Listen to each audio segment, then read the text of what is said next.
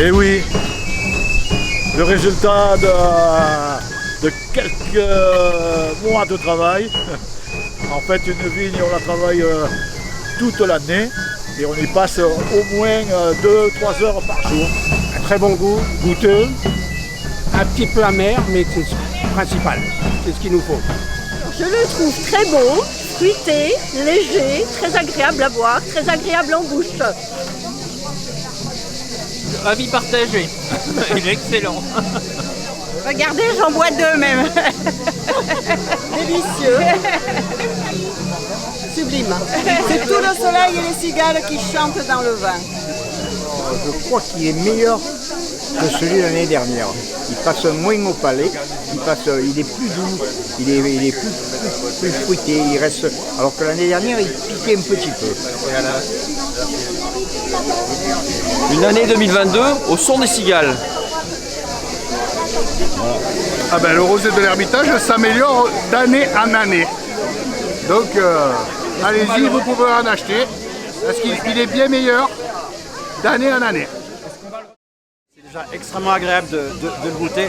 Évidemment que ça reste un excellent rosé. Et puis je félicite Monsieur Bruel, finalement, qui est le métayer qui s'occupe de tout ça. Et puis ça fait plaisir de partager une récolte qui est vraiment complètement locale, là aussi d'un lieu qui est magique. Et on remercie aussi le conservatoire du littoral là, qui donne la possibilité d'avoir un lieu aussi magique. Voilà. Il est excellent, excellent. Il a une pointe minérale, il a la jambe qui coule de moitié avec de la cuisse. Il y a de la cuisse. Et il y a des yeux, regarde. C'est le 10e, c'est pas pareil. Comment vas-tu? Très bien. Comment tu trouves ce rosé? Je sais pas, je l'ai pas goûté encore. Comme quoi on peut être grand et fragile. Oui, ça va. Il faut que tu coupes. L'avis, c'est que il est plus alcoolisé que la cuvée dernière. Il fait 13 degrés et demi, ça se sent. Au niveau couleur, il a une belle couleur de rosé. Et elle va tourner vers le brun, je pense, dans les mois à venir. C'est une excellente cuvée. Santé. Dans un coin de Méditerranée, à Saint-Mandrier, trois îles se sont mariées à Saint-Mandrier. Deux Saxons s'y sont réfugiés à Saint-Mandrier.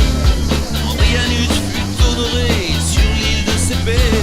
Saint-Père, Mandrianus, c'est la devise de la presqu'île. L'histoire de Saint-Mandrier. Donc c'est Jules qui s'occupe du tirage au sort. Jules, tu as quel âge?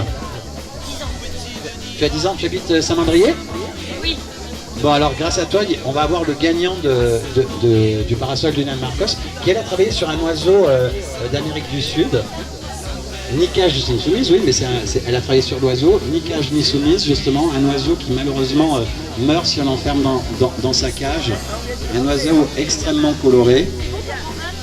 Et finalement, il y a quelqu'un qui va partir avec un parasol d'artiste, Lina Marcos, qui est originaire d'ici et qui est d'origine espagnole, Bruno Ayo. Michel Volzy, c'est une Mandréenne. Elle a décidé de faire un parasol sur le végétal. Et en fin de compte, c'est la liberté de la nature qu'elle a voulu exprimer. Cette idée que la nature est finalement beaucoup plus forte. Et c'est Vincent Karine. Vincent Karine, c'est pour toi. Tu sais où tu vas le mettre ou pas, Karine? Tu n'as pas encore réfléchi. En plus, tu vas pouvoir partir avec. Pourquoi tu as choisi celui-là? C'est les couleurs. C'est les couleurs qui t'ont plu? Ouais. Le rouge. Le rouge te plaît.